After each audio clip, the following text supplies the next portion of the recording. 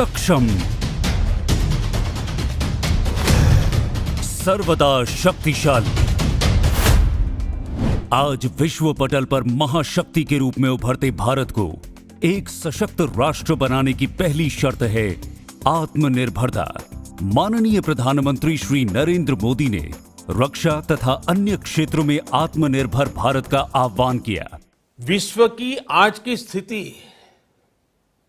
हमें सिखाती है कि इसका मार्ग एक ही है, आत्मनिर्भर भारत।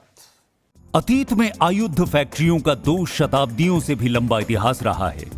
हमारे जांबाज जवानों के शौर्य और पराक्रम को हमारी आयुध फैक्ट्रियों ने आवश्यक आर्म्स, एम्युनिशंस, मिलिट्री व्हीकल्स आदि की आपूर्ति से और भी निखारा है। बदलते समय की जरूरतों के अनुरूप ढलकर अब इन्हें और आगे बढ़ाना है। 16 जून 2021 को केंद्रीय कैबिनेट ने एक ऐतिहासिक कदम उठाते हुए ऑर्डिनेंस फैक्ट्री बोर्ड को समाप्त करके 7 नए रक्षा उपक्रमों को बनाने की मंजूरी दी।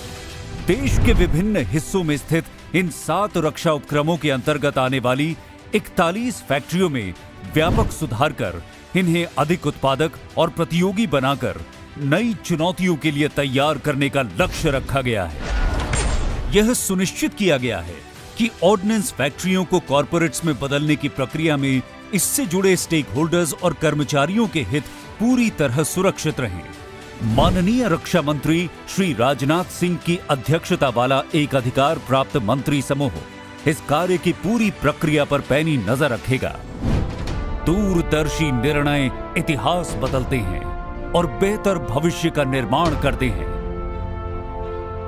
ये कंपनियां अब नई राह पर चलकर import substitution, diversification, newer opportunities और एक्सपोर्ट्स को हासिल करेंगी और आगे बढ़ेंगी। इस लक्ष्य की प्राप्ति के लिए सरकार ने ऑर्डिनेंस फैक्ट्री बोर्ड के 65,000 करोड़ रुपए के कॉन्ट्रैक्ट्स इन कंपनियों को हस्तांतरित किए हैं।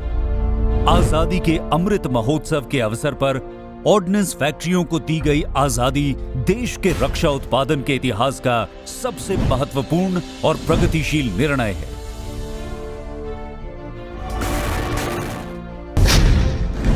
ये एक सुनहरे युग की शुरुआत करेगा और आयुध निर्माण में पूरे विश्व में भारत का परचम लहराएगा।